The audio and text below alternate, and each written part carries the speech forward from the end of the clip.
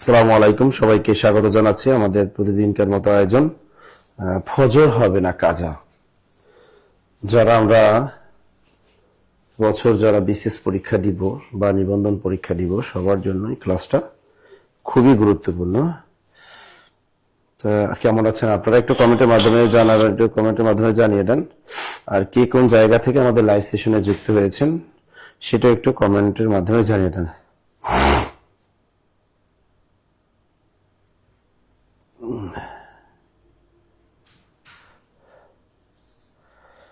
আর নবম শিক্ষক নিয়োগটা আসলে কি?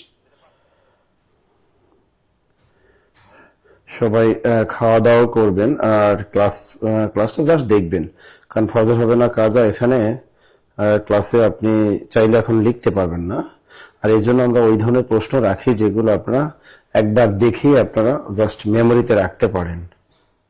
তো এই ক্লাসটা সবাই একটু শেয়ার করে রেখে দেন, কারণ শেয়ার করে রেখে দিলে পরবর্তীতে যদি ক্লাসটা আপনি দেখতে ইচ্ছে জাগে তাহলে আপনি অবশ্যই কিন্তু দেখতে পারবেন, তাই তো? আমরা কে কোন জায়গা থেকে আছেন? আমাদের ময়মনসিংহ থেকে সুলতানা রাজিয়া, তিনি কিন্তু আমাদের সাথে যুক্ত হয়েছেন। আশিকুর রহমান, তিনি সালাম দিয়েছেন, ওয়ালাইকুম আসসালাম। তো সবাই একটু আপনার প্রিয়জন যারা আছেন তাদেরকে একটু মেনশন করে দেন, কারণ তারাও যাতে এই ক্লাসটা দেখতে পারে। আর খুবই গুরুত্বপূর্ণ প্রশ্নগুলো আজকে আমি সলভ করাবো, যেগুলো দেখবা যে পরীক্ষায় বারবার আসছে এবং আবার আসবে। এগুলো পরীক্ষায় একবার এসেছে এবং আবার আসবে।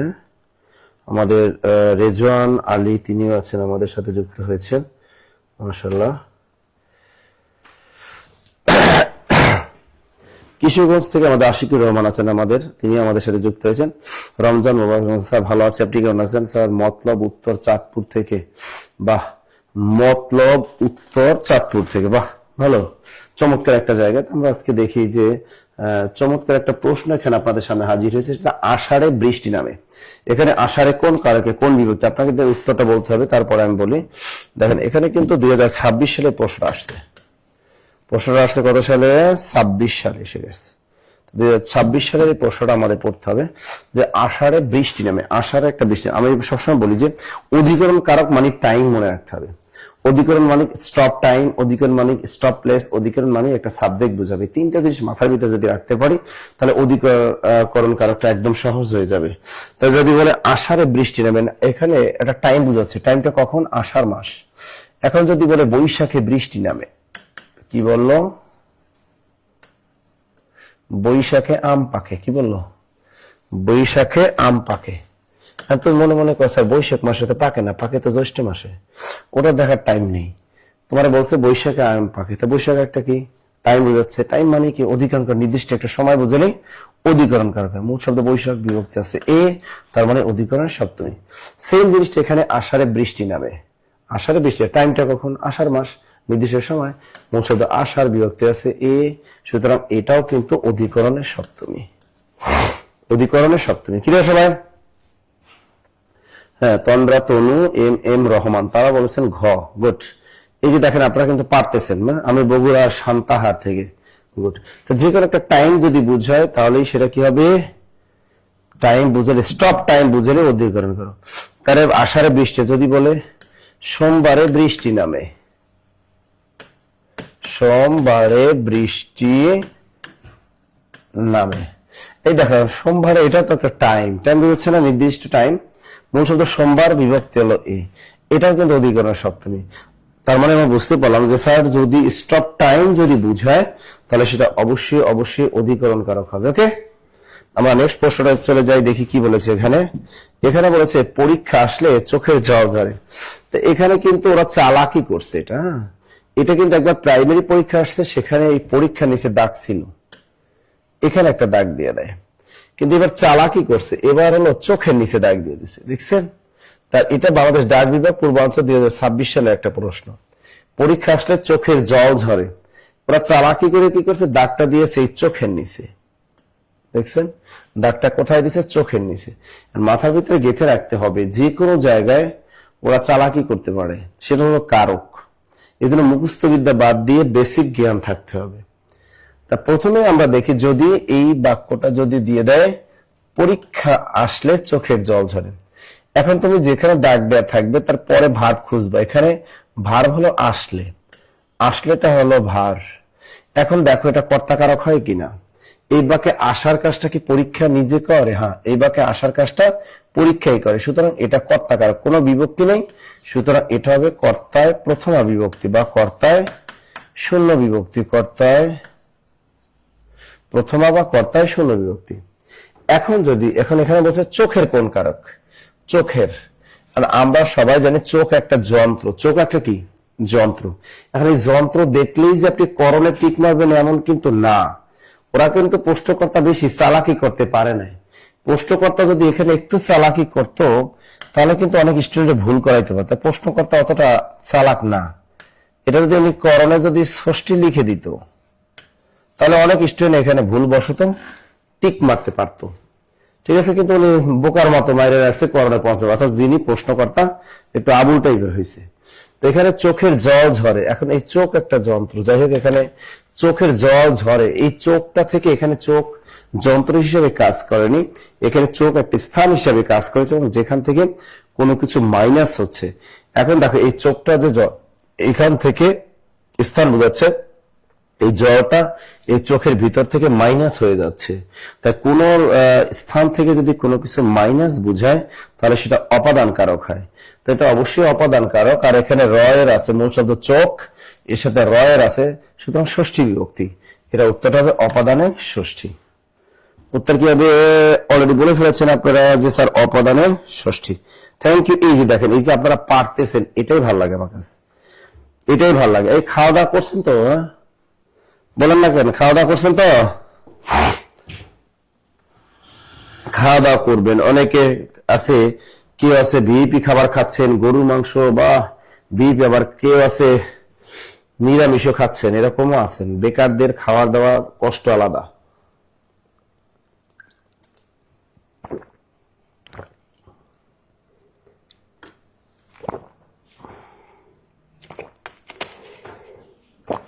হ্যাঁ, অপাদান বোঝালেই কি মাইনাস, অপাদান মানে মাইনাস।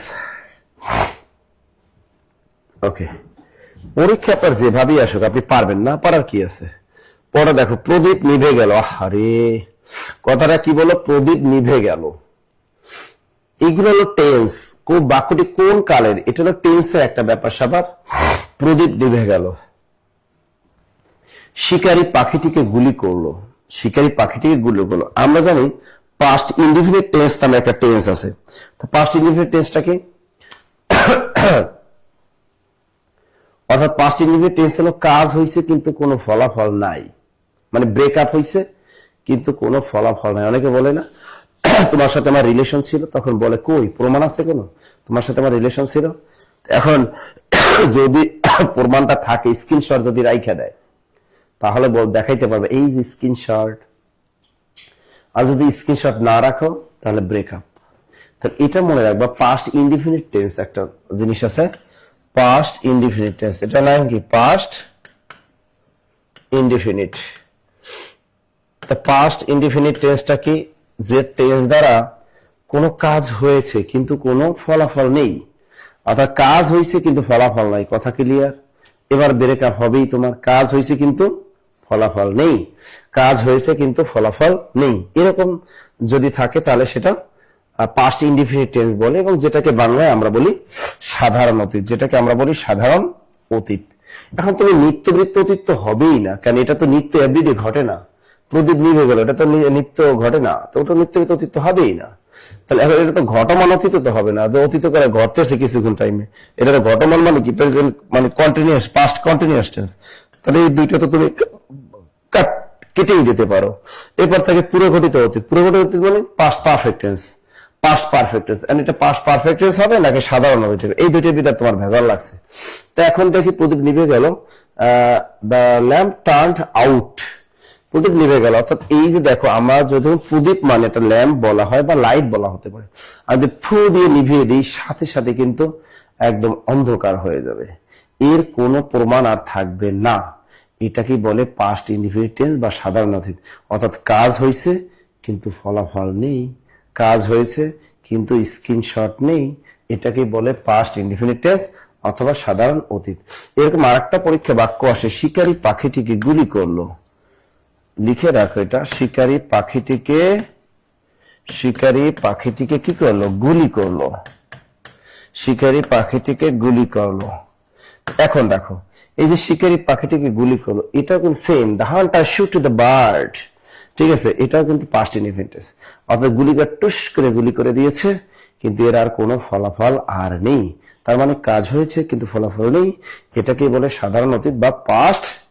স্যার বিদ্যুৎ চলে গেল কি হবে? একই তো কথা, বিদ্যুৎ চলে গেলে কি কোনো রেস্ট থাকে নাকি? বিদ্যুৎ চলে গেলেও তো কোনো রেস্ট থাকে না, একই তো বাক্য। বলো, এই আপনারা কি শেয়ার করতেছেন ক্লাসটা? এত কষ্ট করে রাতে দেখেন, এই যে সেরিতে উঠে কষ্ট করে আপনাদের যে ক্লাস নিতেছি, আপনারা যদি একটু শেয়ার না করে হবে না। কিন্তু আজকে দেখেন, এই এখন ক্লাস নিচ্ছি, আবার সকাল 9টায় আপনাদের ক্লাস নিব, আবার সকাল 11টায় ক্লাস নিব, সকাল 9টায় আমরা ক্লাস নিব, মানে 10 থেকে 20তম গ্রেডের ক্লাস নিব, নিবন্ধনের ক্লাস থাকবে, আবার সকাল 11টায় বিসিএস ক্লাস থাকবে, আবার 2টা 30 মিনিট আবার ক্লাস থাকবে আপনাদের। আজকে দেখেন কত ক্লাস নিতে হয় রোজা রেখে, আর আপনারা একটু শেয়ার করেন না। হ্যাঁ, একটু শেয়ার করলে কি হয়? ক্লাসটা শেয়ার করেন। আচ্ছা, এই একটা প্রশ্ন দেখেন, প্রশ্নটা বলছে নিরাকরণ শব্দের সন্ধি বিচ্ছেদ কোনটি? নিরাকরণ, আমরা একটা নিয়ম পড়েছি, সেটা হলো সন্ধির একটা নিয়ম আছে। কোন এই শব্দের ভিতরে যদি এই র থাকে, র কোন শব্দের মধ্যে, এই যে দেখেন র, কোন শব্দের মধ্যে র থাকলে এই র এর পরিবর্তে আমরা দুটো আন্ডা বসাই দিব। কোন শব্দের মধ্যে র থাকলে তার পরিবর্তে কি বসাবো? বিসর্গ বসাবো। তাহলে কোন শব্দের মধ্যে র থাকলে তার পরিবর্তে আমরা বিসর্গ বসিয়ে দেবো। তো নিরাকরণ, এই যে র আছে, বাহ, তাহলে আমরা এটা সন্ধি বিচ্ছেদ করবো কিভাবে? নস্কের নি, এই র এর পরিবর্তে কি বসাবো? বিসর্গ, নি বিসর্গ, এবার প্লাস দিব।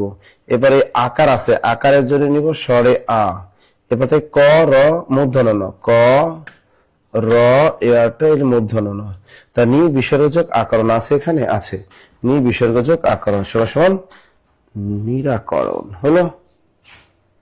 স্যার প্রতিদিন তো চলে যায় বিদ্যুৎ, তাহলে কি হবে? ওর মেয়ে প্রতিদিন চলে যায় না, যখন যাবে তোমার দেখার টাইম আছে?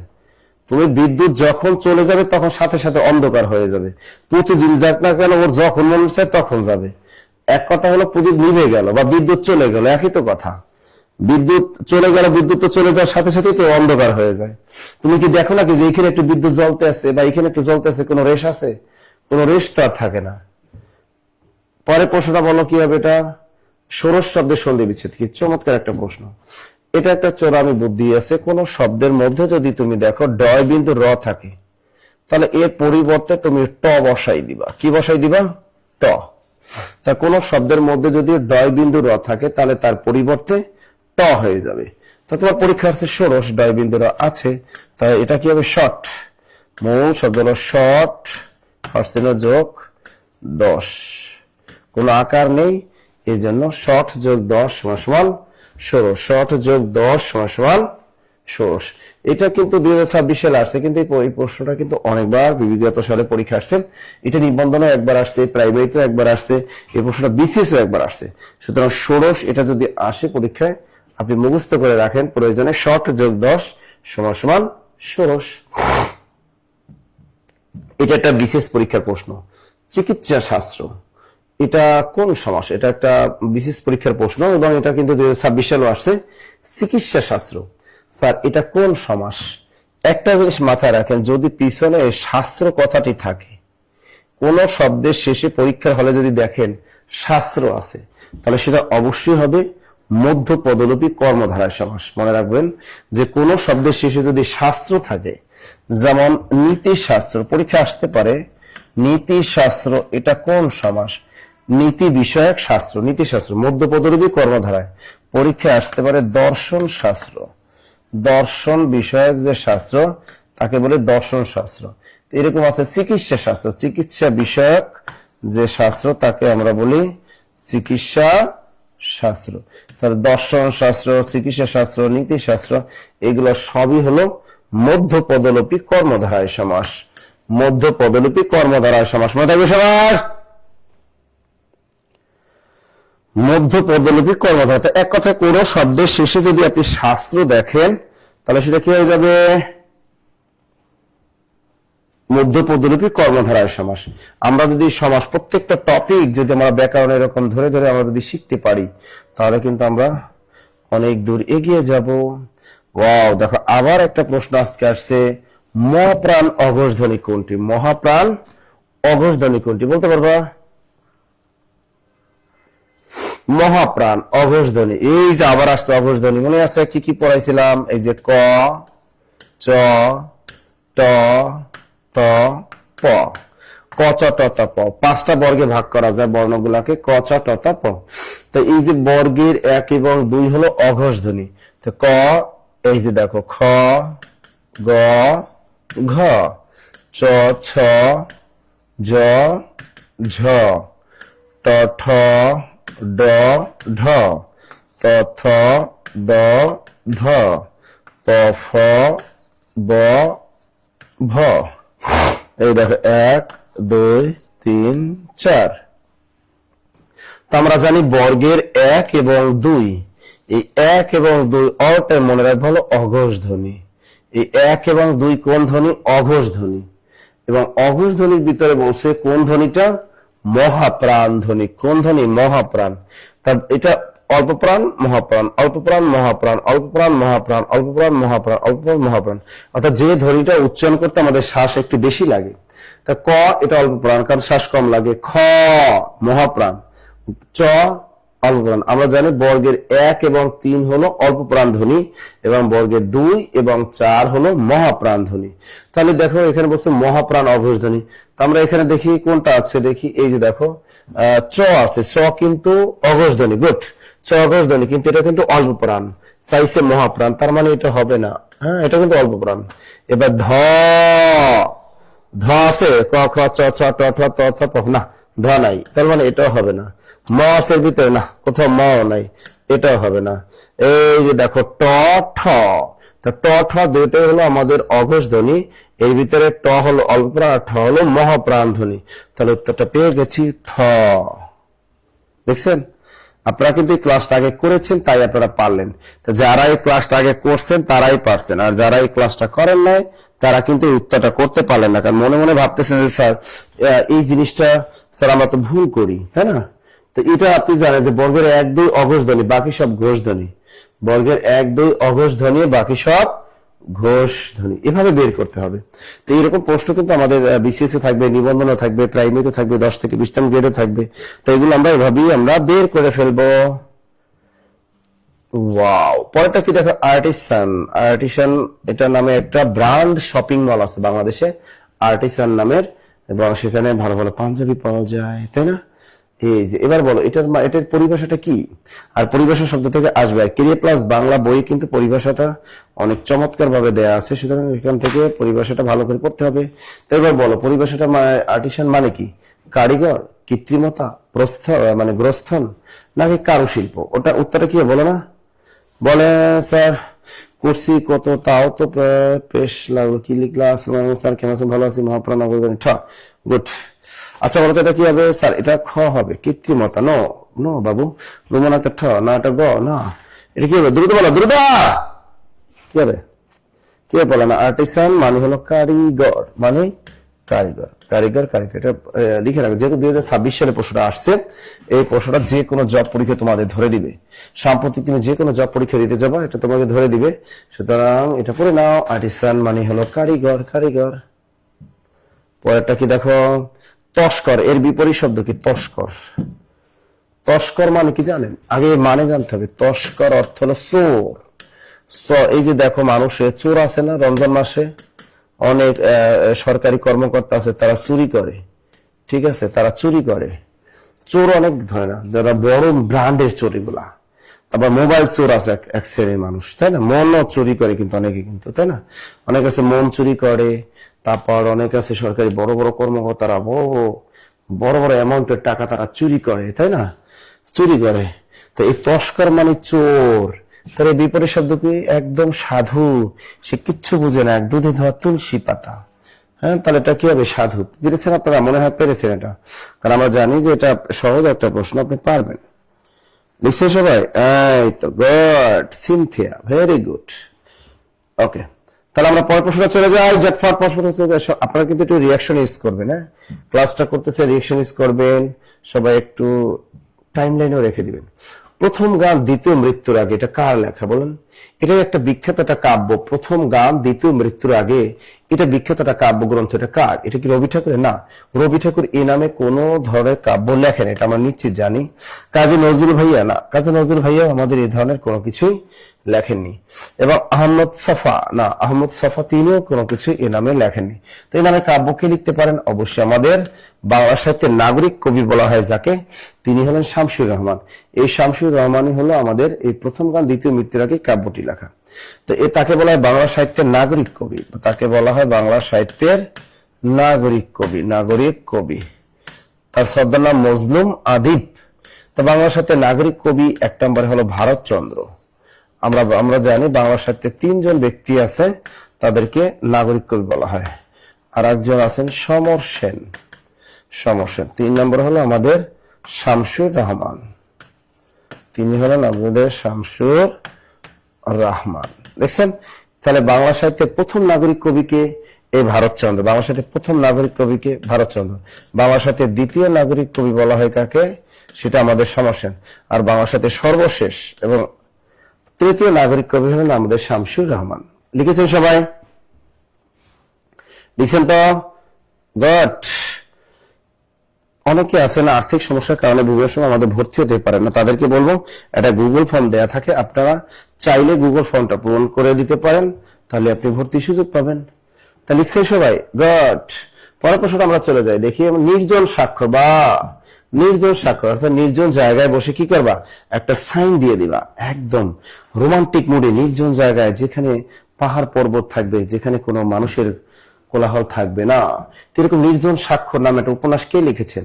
বিষ্ণুদেব, জীবনানন্দ দাশ, নাকি বুদ্ধদেব বসু, নাকি অমিয় চক্রবর্তী? আমরা জানি যে জীবনানন্দ দাশ তিনি এই নামে কোনো ধরনের কোনো উপন্যাস তিনি কিন্তু রচনা করেননি, তাই না? সেটা আমরা জানি।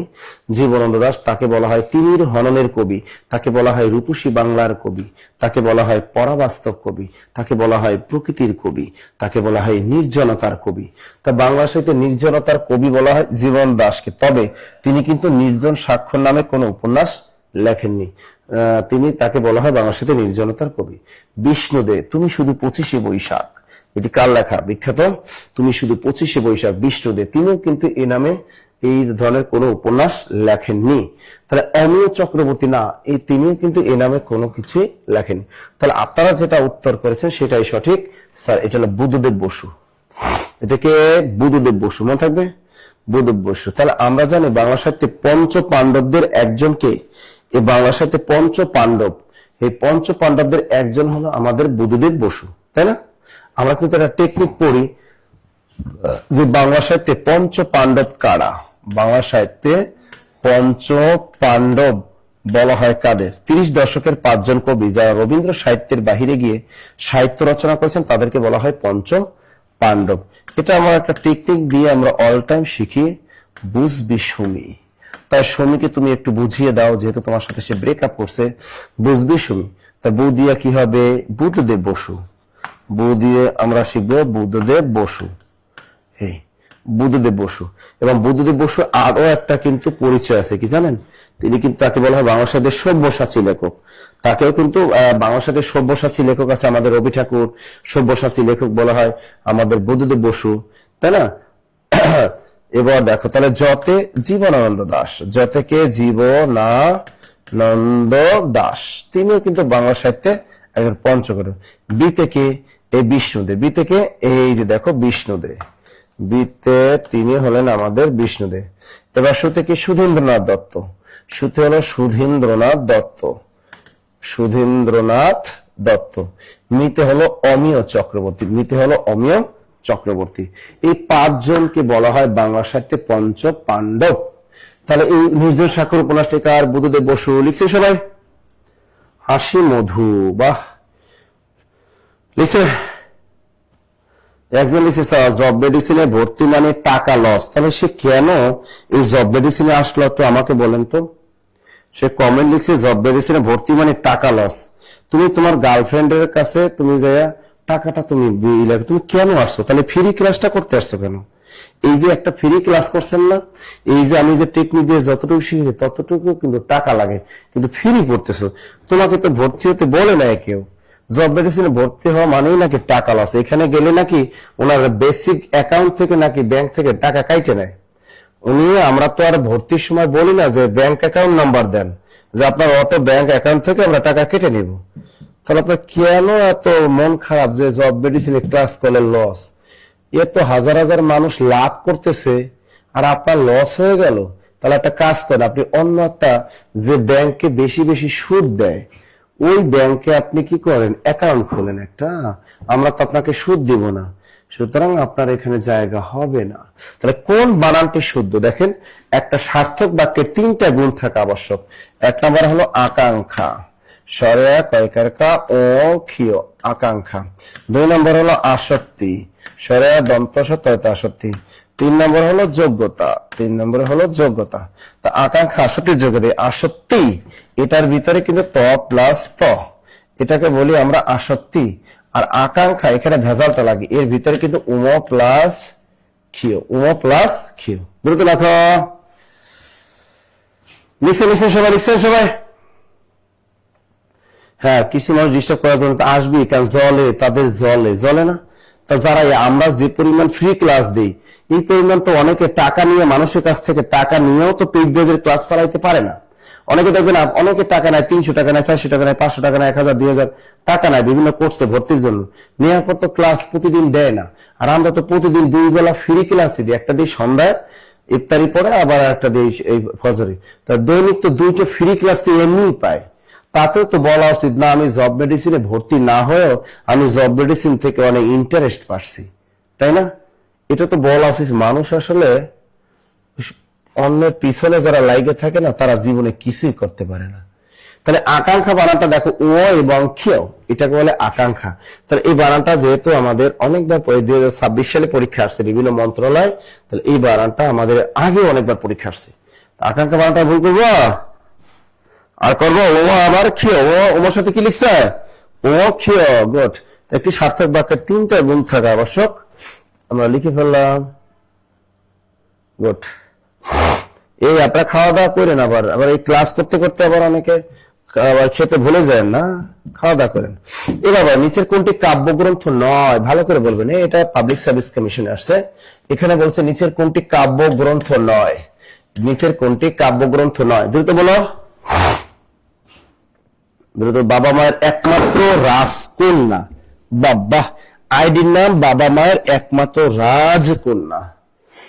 হ্যাঁ, বলো বলো বলো, বাবা মার একমাত্র রাজকন্যা, উত্তরটা বলো। নিচের কোনটি কাব্যগ্রন্থ নয়? পানি খেতে হবে প্রচুর।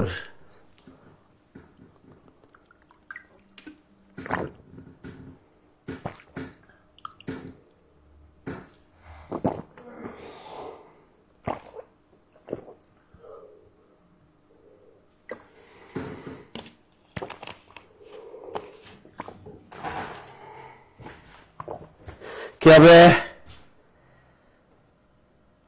হ্যাঁ, শেষের কবিতা। Very good. সুমন বলছে স্যার খ। হ্যাঁ, আমিও জানি না, এটা না, এটা হলো কোনটি কাব্যগ্রন্থ? সোনালী কাবিন, এটা তো একটা কাব্যগ্রন্থ, আমরা জানি। শেষের কবিতা, এটা একটা বিখ্যাত উপন্যাস, আর নিচে যাওয়ার দরকার নেই।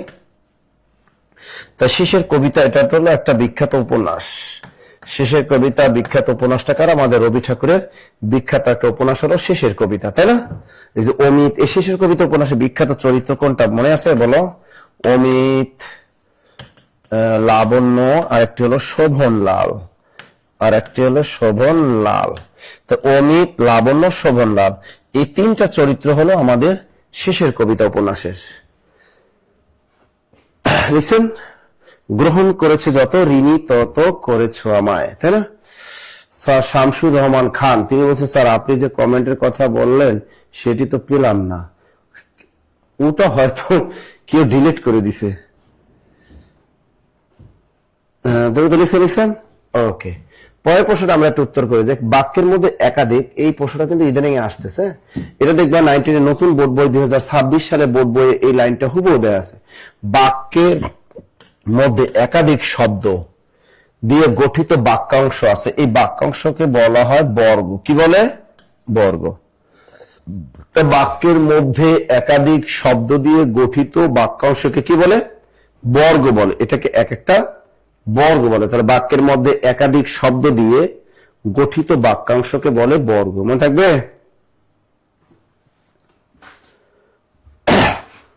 স্যার আমি গত বছর দিয়েছিলাম। ওকে, তাহলে বাক্যের মধ্যে একাধিক শব্দ দিয়ে গঠিত বাক্যাংশকে বর্গ বলে। হয়ে গেল এটা। পরের নম্বরে যে কোনটি রবীন্দ্রনাথ ঠাকুর রচিত নাটক নয়? প্রশ্ন ভালো করে পড়তে হবে, তারপর আমাদের উত্তরটা করতে হবে। বলছে কোনটি রবীন্দ্রনাথ ঠাকুর রচিত নাটক নয়? অবশ্যই নাটক নয়, তাই না? এখন দেখো, ডাকঘর, এটা একটা তার বিখ্যাত একটা নাটক। ডাকঘর, এটা আমরা জানি তার নাটক। রাজা ও রানী, এটাও তার বিখ্যাত একটা নাটক। এবার রক্তকরবী, এটাও একটা নাটক আমরা জানি। কিন্তু লাল দুর্গ বলতে এই নামে কোন নাটক কিন্তু আমাদের, বা কোন ধরনের উপন্যাস বা কোন ধরনের গ্রন্থ কিন্তু আমাদের রবি ঠাকুর রচনা করেননি। এই জন্য আমরা এটা উত্তর দিতে পারতেছি না। মনে থাকবে, তার রবীন্দ্রনাথ ঠাকুর রচিত নাটক নয় কোনটি? তাহলে উত্তর হবে লাল দুর্গ। লাল দুর্গ। পরে দেখো, সওগাত পত্রিকা প্রকাশিত হয় কত সালে? সওগাত নামে একটা পত্রিকা আছে, এই পত্রিকাটার সম্পাদক ছিলেন মোহাম্মদ নাসির উদ্দিন। তবে সওগাত পত্রিকার সম্পাদক কে ছিলেন? লিখে রাখেন, মোহাম্মদ নাসির উদ্দিন। আবার নাসির উদ্দিন পাটোয়ারি লিখে রাখো না। তো মোহাম্মদ নাসির উদ্দিন, তিনি কিন্তু কি ছিলেন? এই সওগাত পত্রিকার সম্পাদক ছিলেন কিন্তু। এবং তিনি এই পত্রিকাটা প্রকাশ করেন প্রথম কত সালে? বলো বলো বলো, সালটা বলো। এখন পর্যন্ত কেউ সালটা বলতে পারো না, বলো না। এই সওগাত পত্রিকা প্রকাশিত হয় কত সালে? দ্রুত বলো। আমাদের দ্রুত বলো, কোনটা হবে? জাকিয়া আফরোজা, তিনি বলছেন গ 1914। না, 1914 সালে তো সবুজ পত্র পত্রিকা। সবুজ পত্র, এটা কিন্তু সবুজ পত্র। ডেভেলপমেন্টটা কি হবে? কত সালে হবে? 1909। না, 1909 না। রেজাউল আলী, তিনি বলছেন 1918। Very good. এইটাই হলো। সওগাত পত্রিকা প্রকাশিত হয় কত সালে? 1918 সালে। 1918 সাল। আর এই পত্রিকার এখন পরবর্তীতে আবার আপনাদের যে কোনো একটা জব পরীক্ষা ধরতে পারে যে এই সওগাত পত্রিকার সম্পাদকটা কে, এই পত্রিকাটার সম্পাদকটা কে, এটা আবার দেখা যাবে যে আপনার যে কোনো একটা জব পরীক্ষায় ধরতে পারে, বা আপনাদের মনে করেন আপনাদের নিবন্ধনে ধরতে পারে। তাই এই সওগাত পত্রিকার সম্পাদক কে? মোহাম্মদ নাসির উদ্দিন। ওকে, এখানে একটু কনফিউশন প্রশ্ন আপনাদের একটু আমি দেখিয়ে দিই। আর কয় মিনিট আছে আমাদের? 4:57 বেজে গেছে আমাদের। আচ্ছা, আমি এখানে একটু বিস্তারিত আপনাদেরকে বুঝিয়ে দিচ্ছি। সেই জিনিসটা একটু হলো, আপনাদের যদি বলে যে বাংলা ভাষায় প্রকাশিত প্রথম সাময়িক পত্র, দেখো বাংলা ভাষায় প্রকাশিত প্রথম সাময়িক পত্রের নাম কি বলতে পারবা? এটা হলো দিগদর্শন। দিগদর্শন, এটা হলো বাংলা ভাষায় প্রকাশিত প্রথম সাময়িক পত্র। জন ক্লার্ক মার্সম্যান এটা, আর এটা প্রকাশ পায় 1818 সালে। সম্পাদক হলো জন ক্লার্ক মার্সম্যান। এটা হলো বাংলা ভাষায় প্রকাশিত প্রথম সাময়িক পত্র। আর যদি বলে বাংলা ভাষায় প্রকাশিত প্রথম সংবাদপত্র, সংবাদপত্র, তো বাংলা ভাষায় প্রকাশিত প্রথম সংবাদপত্রের নাম কি? সমাচার দর্পণ। সমাচার দর্পণ, এটাও কিন্তু জন ক্লার্ক মার্সম্যান, এটাও 1818 সালে প্রকাশ পায়। লিখছেন? আর এটারও মানে দিগদর্শন সাময়িক পত্র মানে কি?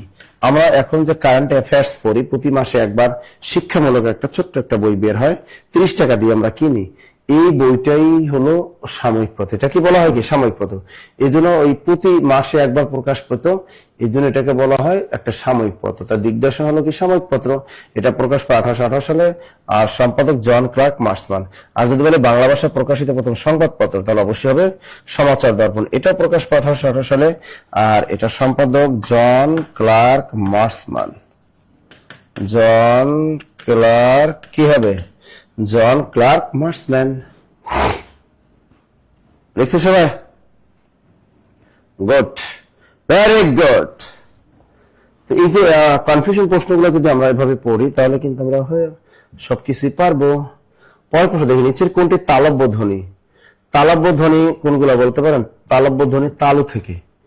দেখেন বাংলা ভাষায় তালব্য ধ্বনি কি কি, এটা আপনাদের জানতে। মূর্ধন্য ধ্বনি বাংলা ভাষায়, আবার বাংলা আসতে পারে বাংলা ভাষায় মূর্ধন্য ধ্বনি কয়টি? বাংলা ভাষায় মূর্ধন্য ধ্বনি 6টি, কি কি বলতো? ট, ঠ, ড, ঢ, ডয় বিন্দু র, ঢয় বিন্দু র। এই 6টিকে বলা হয় বাংলা ভাষায় তালব্য ধ্বনি, তাই না? এবার দেখো বাংলা ভাষায় কণ্ঠ ধ্বনি কয়টি? বাংলা ভাষায় কণ্ঠ ধ্বনি বা কণ্ঠ ব্যঞ্জন হলো 5টি। এই যে ক, এই যে ক, খ, গ, ঘ, ও, এই 5টিকে বলা হয় কণ্ঠধ্বনি। ঠিক আছে, বলছে নিচে কিন্তু তালব্য ধ্বনি। তাহলে ক কি? ক কিন্তু কণ্ঠধ্বনি। তো ক তুমি কেটে দাও, তো ক কি কেটে দিতে পারো একেবারে ইজিলি। ক হলো কণ্ঠধ্বনি। তো মূর্ধন্য ধ্বনি 6টি, কণ্ঠধ্বনি কয়টি? 5টি। এখন যদি বলে কণ্ঠ নালীয় ধ্বনি কয়টি বলতে পারবা? কণ্ঠ নালীয় ধ্বনি, কণ্ঠ নালীয় ধ্বনি আছে একটা, সেটা হলো হ। এই হকে বলা হয় কণ্ঠ নালীয় ধ্বনি, তাই না? এবার দেখো নাসিক্য ধ্বনি কয়টা? আমরা জানি নাসিক্য ধ্বনি হলো, আমাদের নাসিক্য ধ্বনি বা নাসিক্য ব্যঞ্জন আছে 3টি। কয়টা? 3টি। এটা হলো ও, একটা দন্ত ন, ম।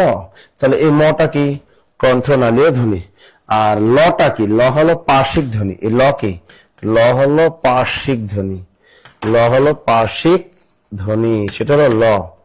তা ম কি? ম হলো আমাদের অবশ্যই আমাদের একটা নাসিক্য ধ্বনি।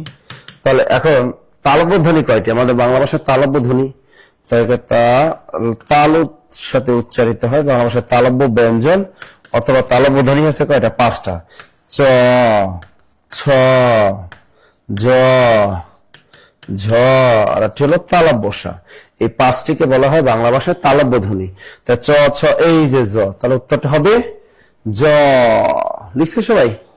তো এগুলো যদি আপনারা না মনে রাখেন, না পড়েন, তাহলে কিন্তু আপনি কখনোই পারবেন না। লিখছেন সবাই?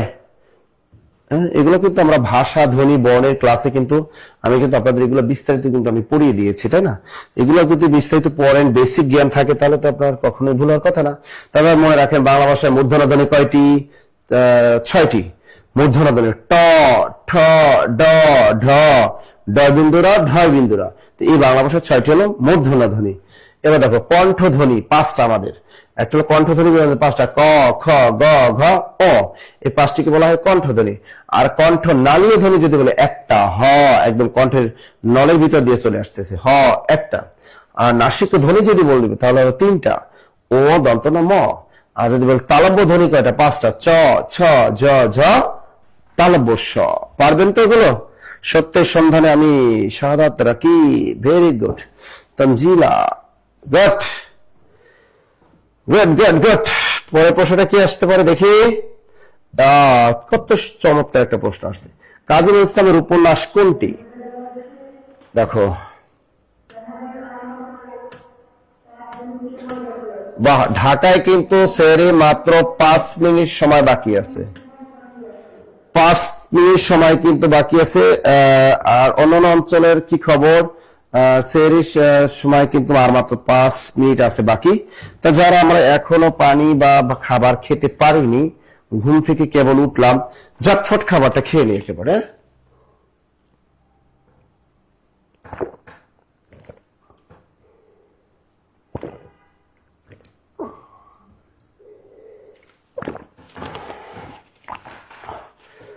গুরুত্ব সহজ একটা প্রশ্নটা অনেকবার আসছে। দেখো, বা মৃকু টেকটি লিখেছি, তাহলে বা মানে বা দিয়ে কি মনে রাখবা? বাঁধন হারা, বাঁধন হারা। তা বাঁধন হারা এটা হলো কাজী নজরুল ইসলামের প্রথম প্রকাশিত উপন্যাস। মৃতে কি মনে রাখবো? মৃত্যু ক্ষুধা। এটি কাজী নজরুল ইসলামের দ্বিতীয় উপন্যাস, দ্বিতীয় প্রকাশিত এবং শ্রেষ্ঠ উপন্যাস। তাই কাজী নজরুল ইসলামের শ্রেষ্ঠ উপন্যাস কোনটা? তার শ্রেষ্ঠ উপন্যাস হলো মৃত্যু ক্ষুধা। কুতে মনে রাখবো কুহেলিকা, কুহেলিকা। এটা হলো তার রবীন্দ্রনাথ কাজী নজরুল ইসলামের সর্বশেষ প্রকাশিত উপন্যাস। তার আমাদের কাজী নজরুল ইসলাম মোট 3টা উপন্যাস লিখছে, আমরা টেকনিকে মনে রাখলাম বা মৃকু।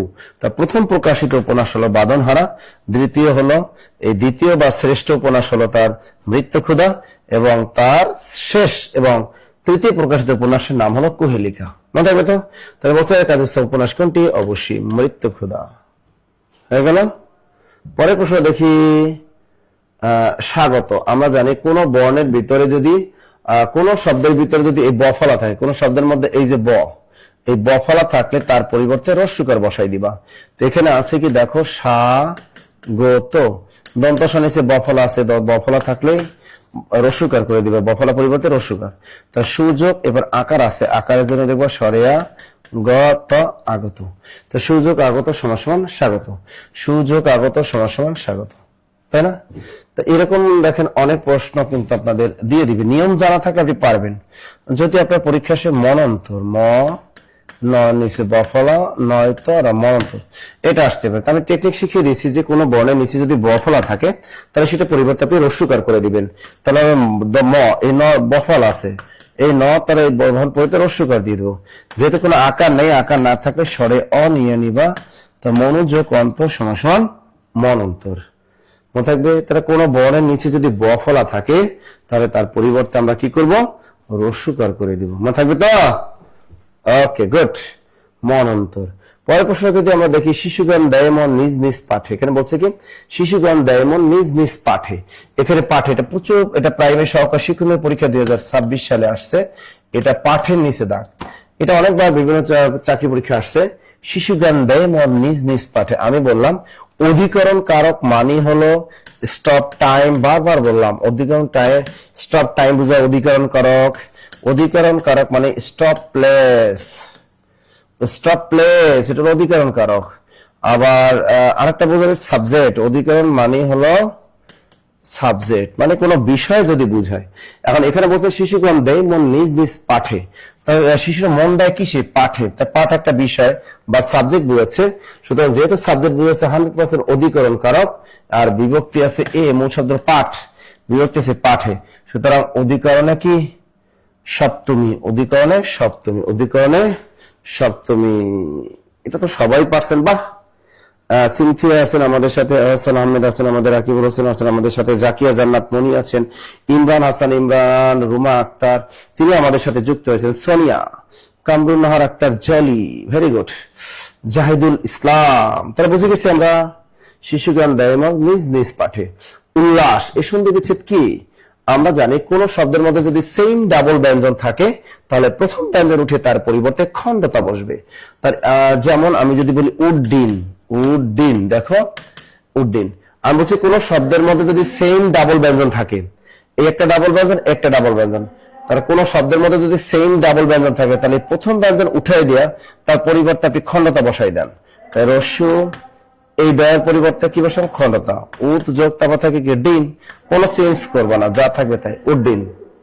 তাহলে উল্লাস, সেম দুইটা ল আছে, এই লয়ের পরিবর্তে কি রস্যু, এই লয়ের পরিবর্তে খণ্ডতা, যোগ যা থাকবে সমান সমান লাস।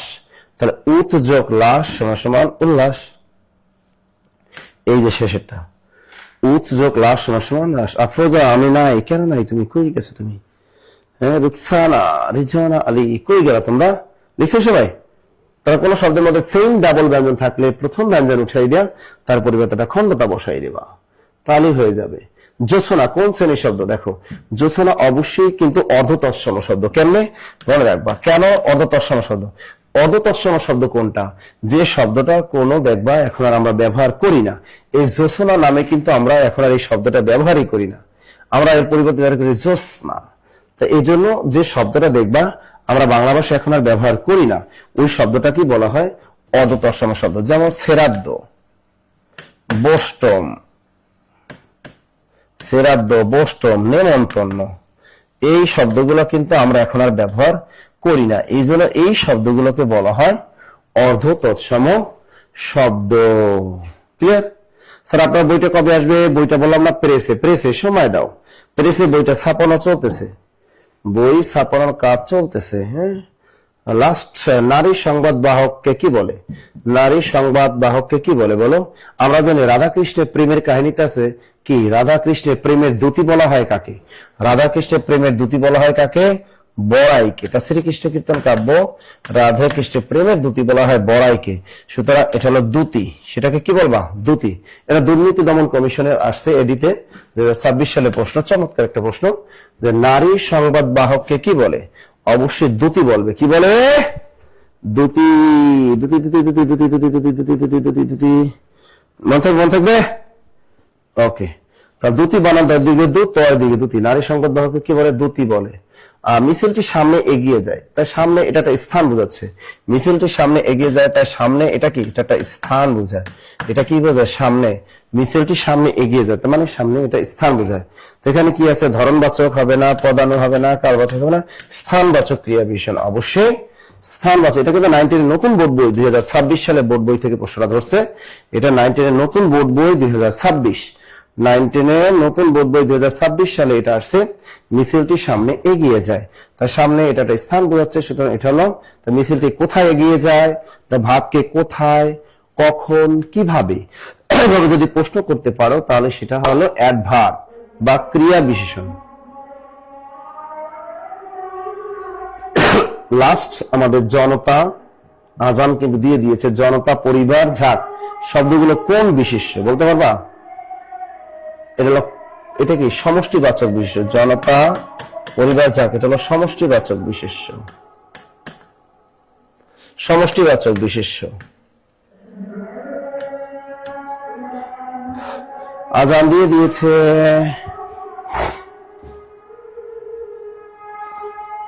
তাহলে এটা উত্তরটা কি হবে বলতো? একটিও না, একটিও না, একটিও না। জাতি হবে না, নাম বিশেষ হবে না, গুণবাচক বিশেষ একটিও না। এটা হলো কিছু বোঝায়, কিছু বোঝাবে। সামথিং কিছু যদি বোঝায় তাহলে সেটা অবশ্যই সমষ্টিবাচক বিশেষ। Clear, clear, clear. কিছু বোঝাচ্ছে, সামথিং, সামথিং, সামথিং। ওকে, যারা এতক্ষণ আমাদের সাথে ছিলেন অসংখ্য ধন্যবাদ, অসংখ্য ধন্যবাদ। জব মেডিসিনের সাথে থাকবেন, ইনশাআল্লাহ ভালো কিছু হবে। জব মেডিসিনের সাথে অবশ্যই। আমাদের হটলাইন নাম্বারটা এই যে উপরে 019015195001, এটা আমাদের হটলাইন নাম্বার। এই নাম্বারে কল দিবেন সবাই।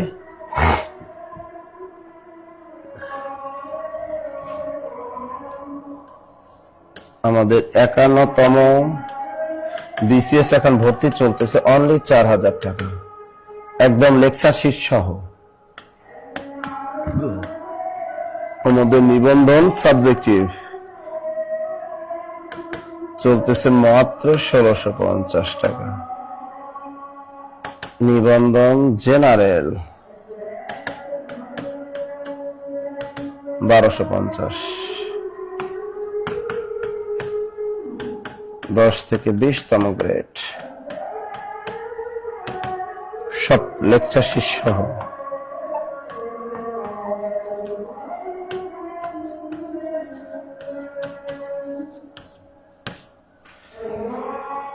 নিচের কোনগুলো অঘোষ ব্যঞ্জন? বর্গের 1 ও 2 কি অঘোষ ধ্বনি? সবাই পারছেন। ক, খ। বর্গের 1, 2 কি অঘোষ ধ্বনি?